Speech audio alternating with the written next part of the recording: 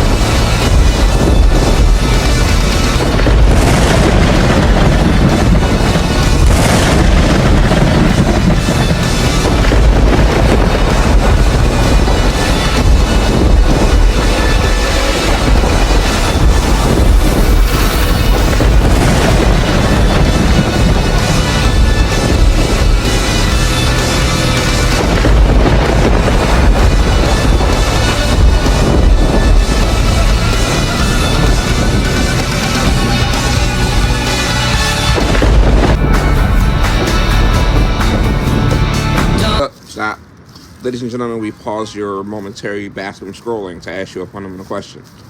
What the hell is this? Right now at 4, R&B recording artist R. Kelly is making headlines after releasing a music recording from the federal prison in Butner, north of the Triangle. Kelly releasing his version of the popular Residuals challenge, where social media users record themselves singing their own version of Chris Brown's hit song Residuals. In the song, which has been confirmed by Kelly's attorney to be in fact him, he sings about where his residual money is going after more than 3 decades in the music industry. The song is creating controversy on social media and within the music industry right now. Dewan Hogarth spoke with radio personalities here in the Triangle from K97.5 and Foxy 107.104 in Raleigh about how music fans are responding. It poses the question of whether or not, are we supporting this? Are we sharing this because we like it? Are we still saying he's talented? Or are we going to stand on the side of he did wrong and we don't need to be giving this man that type of credit? The talent is there. For me, that does not overshadow the crimes that he has been committed of.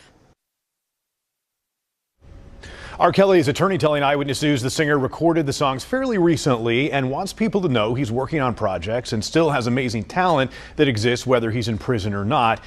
The attorney says he is the R in R&B. So let me make sure I got this right. Chris Brown has a residual challenge to remix one of his popular songs, and you have people from all over trying to outdo one another with this song. And now everyone is screaming that the challenge should be over with because a man who's in prison currently for crimes against women and children decided to respond in song. And now all of a sudden, everybody thinks this is cute. Like, y'all do realize that the same guy that you swear is the king of R&B is the same guy who's currently in prison for 30+ years for crimes against children and women, right? Yeah, your guy. The same one whose infamous moniker of being the Pied Piper, who is known for luring children from the folklore days. The same one who made it known that he has a preference in women being on the younger side of the ledger. About you. Do you like teenage girls?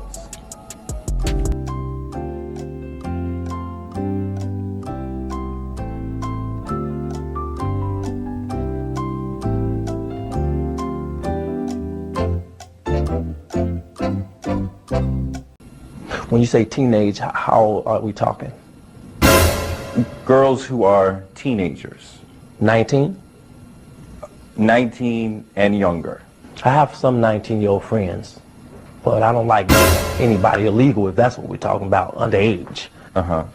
Some people think that you like underage girls. What do you say to them?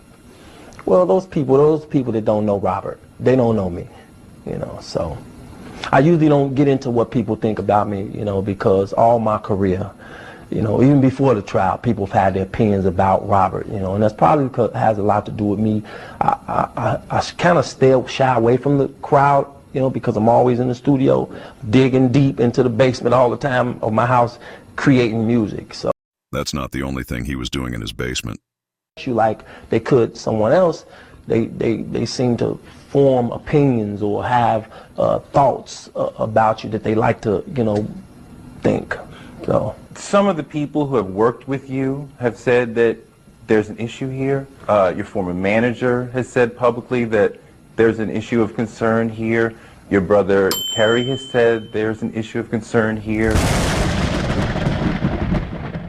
There's a valid, perfect, and legal reason why he's in the situation he has found himself in, and why his ass is in a sling. News: a jury in the federal trial of R. Kelly has found the singer guilty of racketeering based on sexual exploitation of children, kidnapping, and forced labor. They also found him guilty of violating all 8 counts of the Mann Act, a sex trafficking statute.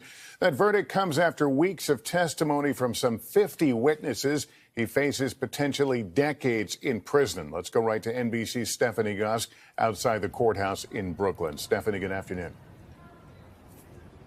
Good afternoon, Lester. This is a man who was once dubbed the king of R&B. He wrote that song, I Believe I Can Fly. He won 3 Grammys from it. It was an anthem of sorts in the mid-90s. Now going to prison potentially for decades. 1 charge of racketeering, as you said, other 8 charges of sex trafficking. And you might hear racketeering and think, isn't that for mafia bosses? But this was part of a unique strategy on the part of federal prosecutors to introduce sexual assault allegations that were well outside the statute of limitations. And at the center of this case, Lester, was the story of Aaliyah, a pop singer who many people know died tragically in a plane crash in 2001. According to testimony, she met R. Kelly when she was just 12 years old. A witness, a compelling witness for the prosecution, said that she actually walked in on R. Kelly performing a sex act with Aaliyah when she was either 13 or 14 years old. We then heard from one of his employees that at the age of 15, he bribed an official in Illinois to get a fake ID so that Aaliyah could marry R. Kelly at the time, who was 27, because he suspected Aaliyah may be pregnant, and if they married, she could not actually give any testimony against him in a statutory rape charges. But it concludes dozens of witnesses coming forward